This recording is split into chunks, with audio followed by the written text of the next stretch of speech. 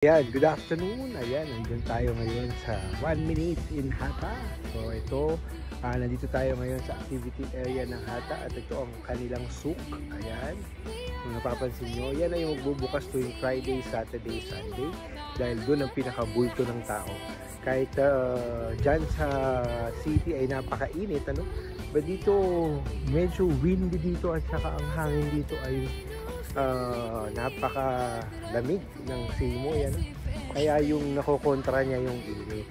So as you can see, we are near on the watchtower. Ayan, yan yung watchtower na gagawing coffee shop soon.